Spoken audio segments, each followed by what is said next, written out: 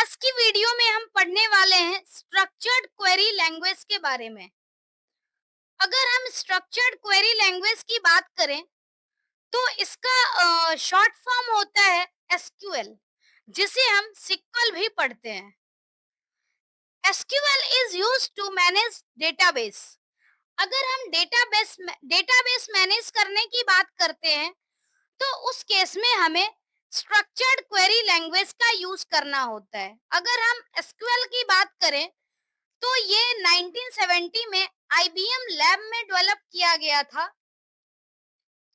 और एनसी का यानी अमेरिकन नेशनल स्टैंडर्ड इंस्टीट्यूट का स्टैंडर्ड बना 1986 में। SQL is a query language, it is not a database system.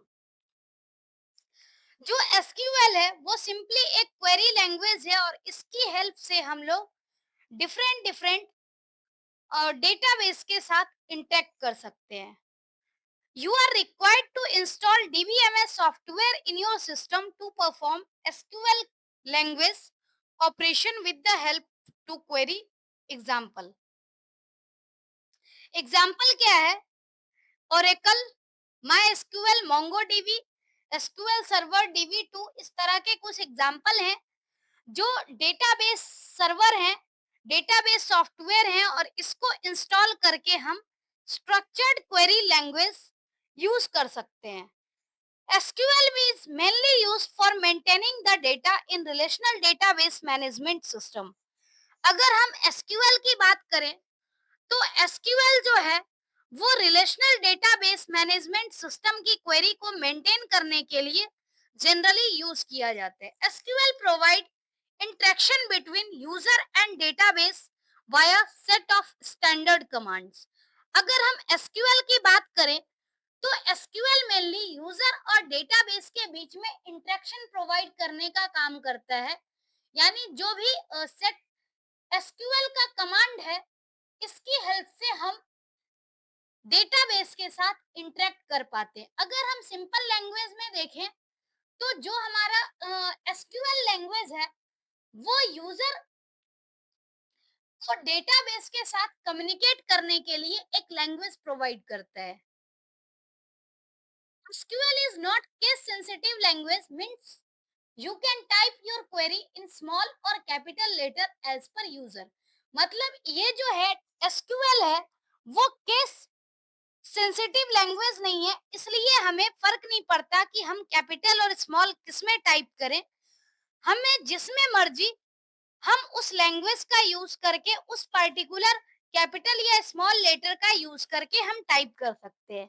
अगर इस डायग्राम की हेल्प से देखें तो इसमें यूजर है एक तरफ और एक तरफ डेटाबेस है। अब यूजर और डेटाबेस की इंटरेक्टिविटी तो ऐसे नहीं हो सकती है, तो उस केस में क्या है, जो एसक्यूएल है वो यूजर और डेटाबेस के बीच में इंटरेक्ट करने के लिए हमें हेल्प करता है। एसक्यूएल लैंग्वेज की हेल्प से यूजर डेटाबेस के साथ इंटरेक्ट कर सकता है। तो ये मेन चीज है एसक्यूएल इंट्रोडक्शन के बारे में जो हमें पता होना चाहिए। हमेशा ये चीज ध्यान में रखना है कि एसक्यूएल जो है वो एक क्वेरी लैंग्वेज है, डेटाबेस सिस्टम नहीं है। और इस क्वेरी लैंग्वेज की हेल्प से हम डेटाबेस के साथ इंटरेक्ट कर सकते हैं। नेक्स्ट है, you may right comments in SQL using double hyphen. यानी जब भी हमें एसक्यूएल में कोई कमेंट लिखने की जरूरत होगी तो डबल हाइफन की हेल्प से हम कमेंट लिख सकते हैं। कमेंट जनरली क्या होता है, एक ऐसा स्टेटमेंट होता है जो कहीं पर एग्जीक्यूट नहीं करता, सिर्फ यूजर को हेल्प करता है कि यूजर कुछ अगर एडिशनल इंफॉर्मेशन देना चाहता है तो वो एडिशनल इंफॉर्मेशन प्रोवाइड करेगा डबल हाइफन यानी कि कमेंट की हेल्प से। User may get information from the database file from required query. Query is a request in the form of SQL command to retrieve information with some condition. जो query होती है, query एक तरह से request होती है और इस रिक्वेस्ट को हम एसक्यूएल कमांड का यूज करके लिखते हैं जिससे कि डेटाबेस से हम इंफॉर्मेशन रिट्रीव कर सकें। डिफरेंट टाइप के ऑपरेशंस हैं जो कि हम एसक्यूएल में यूज कर सकते हैं। एसक्यूएल जो है वो एक क्वेरी बेस्ड लैंग्वेज है, और जो स्ट्रक्चर डेटा है यानी डेटाबेस में हम इंटरेक्ट करके इस क्वेरी को इम्प्लीमेंट कर सकते हैं। अगर हम एसक्यूएल क्वेरी लैंग्वेज की बात करें तो इसके अंदर मेनली हमारे पास चार कमांड होता है, यानी इस कमांड को हम डिफरेंट डिफरेंट कैटेगरी में डिवाइड कर सकते हैं। जैसे कि पहला कमांड है डीडीएल कमांड। डीडीएल कमांड के अंदर आता है क्रिएट, अल्टर, ड्रॉप, ट्रंकेट और रीनेम। ये कमांड्स जो हैं वो डीडीएल कमांड्स में आते हैं। अब डीडीएल क्यों कहा जाता है, तो डीडीएल यानी डेटा डेफिनेशन लैंग्वेज। मतलब क्या है कि जब भी हमें कुछ क्रिएट करना होगा और डेटाबेस के स्ट्रक्चर में कुछ क्रिएट या चेंजेस करना होगा, तो उस केस में हम डीडीएल कमांड का यूज करते हैं। यानी कि डेटा डेफिनेशन, मतलब कि हमें टेबल के स्ट्रक्चर से रिलेटेड कुछ मॉडिफिकेशन करना होगा या क्रिएशन होगा, तो इस केस में हम डीडीएल कमांड का यूज करते हैं। जो डीएमएल कमांड होता है, डीएमएल कमांड यानी डेटा मैनिपुलेशन लैंग्वेज। मतलब इसमें क्या है कि हम सिर्फ और सिर्फ डेटा के ऊपर काम करते हैं।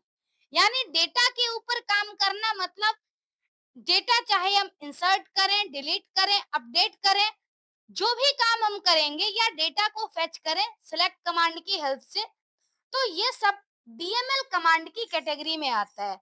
जब टेबल के स्ट्रक्चर पे फर्क पड़ेगा तो डीडीएल कमांड होगा। अगर टेबल के सिर्फ डेटा पे फर्क पड़ेगा कमांड का, तो डीएमएल कमांड होगा। नेक्स्ट कमांड है डेटा कंट्रोल लैंग्वेज।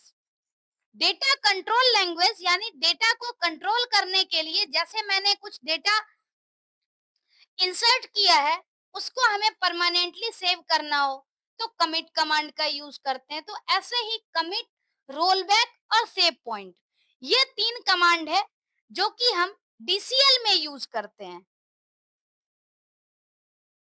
और टीसीएल का मतलब होता है grant transaction control language.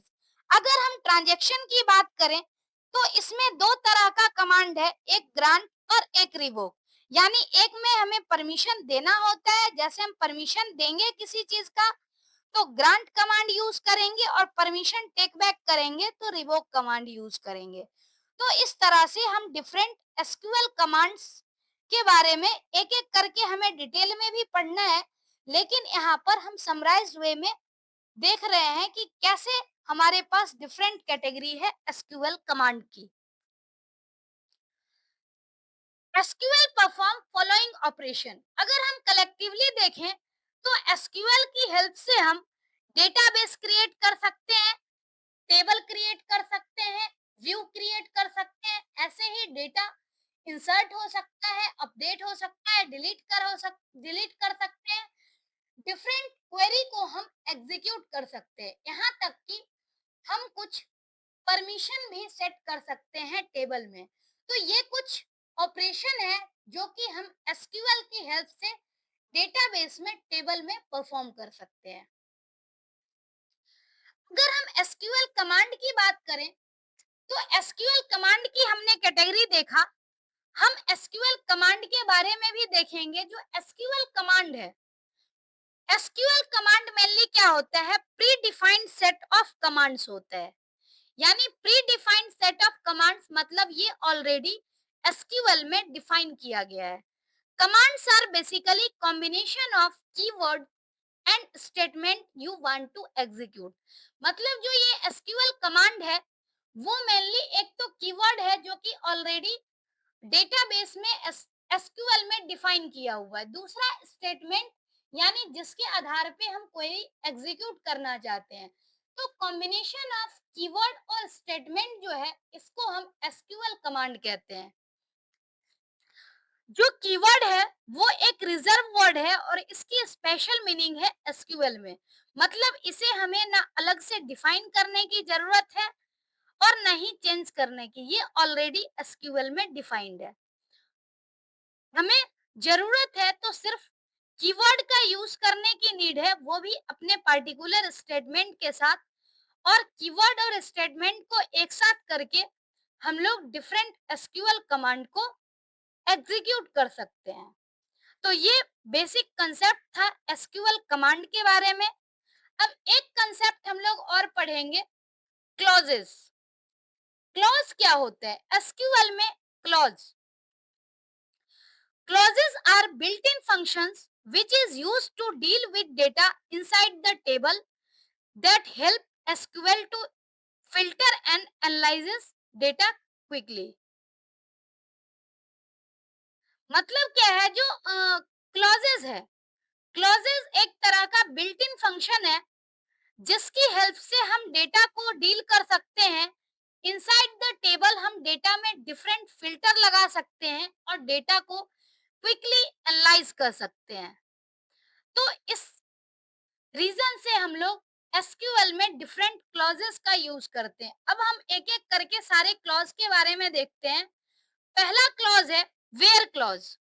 Where clause का यूज कहाँ होता है?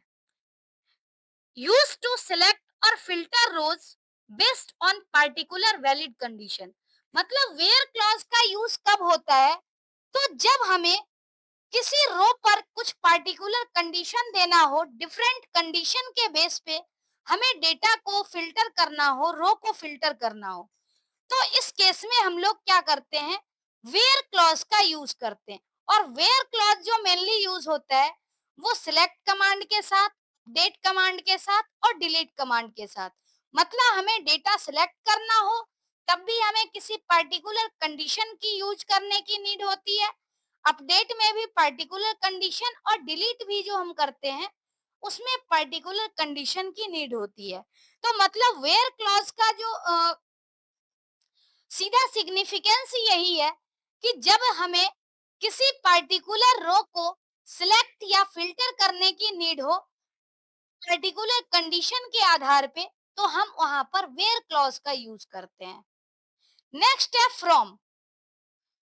Use to mention name of table और source table from where you want to fetch और retrieve data. It is mainly used with select. अब जैसे क्या है, फ्रॉम क्लॉज का यूज होता है फ्रॉम यानी कहां से। जब भी हम कोई डेटा को एक्सेस करते हैं तो एक्सेस करने के लिए हमें क्या होता है, स्पेसिफाई करना होता है कि हम किस टेबल से डेटा को एक्सेस करने वाले हैं। तो जिस भी टेबल से हम डेटा को एक्सेस करने वाले हैं उस टेबल का नाम हमें मेंशन करना होता है। और टेबल का नाम मेंशन करने के लिए हम फ्रॉम क्लॉज यूज करते हैं। From clause mainly select command के साथ यूज होता है। Order by. नेक्स्ट क्लॉज है ऑर्डर बाय। जैसा कि नाम से ही पता लग रहा है कि किसी चीज की ऑर्डरिंग करना, यानी आइदर असेंडिंग ऑर्डर में या फिर डिसेंडिंग ऑर्डर में। बाय डिफॉल्ट जो है वो ऑर्डर बाय क्लॉज क्या करता है, किसी भी डेटा को असेंडिंग ऑर्डर में सॉर्ट करता है। अगर हमें डिसेंडिंग ऑर्डर में करना होगा तो इसके लिए DESC कीवर्ड भी हम यूज करते हैं साथ में। सिंपल यहाँ हमें ये ध्यान में रखना है कि जब भी हमें डेटा को या रिजल्ट सेट को किसी पर्टिकुलर ऑर्डर में अरेंज करना होगा तो उसके लिए हम ऑर्डर बाय क्लॉज का यूज करते हैं। नेक्स्ट है ग्रुप बाय। ग्रुप बाय यानी किसी चीज की ग्रुपिंग करना। यानी हम लोग कई बार ऐसा भी होता है कि जो हमारे पास दिया गया है टेबल, उस टेबल में एक या एक से ज्यादा जो कॉलम का डेटा है वो उस मल्टीपल ग्रुप को, मल्टीपल रो को हम क्या करते हैं, ग्रुप करते हैं वन और मोर कॉलम के आधार पर। जैसे क्या है कि एक क्लास का हमारे पास कॉलम है तो वो क्लास मल्टीपल क्लास हो सकती है, जैसे 11th क्लास के कुछ स्टूडेंट हो सकते हैं, 12th के हो सकते हैं। तो इस तरह से हम लोग अगर चाहें कि क्लास की ग्रुपिंग करें तो मतलब हमने डिफरेंट डिफरेंट रो का ग्रुप कर दिया क्लास के बेस पे। तो इस तरह की अगर हमें ग्रुपिंग करनी होगी तो उसके लिए हम ग्रुप बाय क्लॉज का यूज करते हैं। और जो ग्रुप बाय क्लॉज यूज होता है वो ज्यादातर एग्रीगेट फंक्शन के साथ यूज होता है। एग्रीगेट फंक्शन यानी मल्टीपल फंक्शन को मिला करके एक सिंगल रिजल्ट जनरेट करता है, जैसे काउंट फंक्शन है, सम फंक्शन है, मीन है, मैक्स है। ये सब हम आगे पढ़ने वाले हैं। नेक्स्ट है हैविंग। जैसे वेयर का यूज कंडीशन देने के लिए होता है, उसी तरह से हैविंग क्लॉज का भी यूज हम कंडीशन देने के लिए करते हैं। फर्क इतना है कि वेयर क्लॉज का यूज करके हम लोग सिंगल रो पर कंडीशन देते हैं, और जब हमें किसी ग्रुप पर कंडीशन अप्लाई करना होगा, यानी ग्रुप बाय क्लॉज के साथ अगर हमें कोई कंडीशन यूज करना होगा, तो उसके लिए हम हैविंग क्लॉज का यूज करते हैं। Use with group by clause to filter the result of a query based on aggregate function applied to grouped columns. मतलब डिफरेंट ग्रुप पर जब हमें कंडीशन अप्लाई करना होगा, तो हैविंग क्लॉज का यूज करेंगे। और लास्ट एक क्लॉज है लाइक।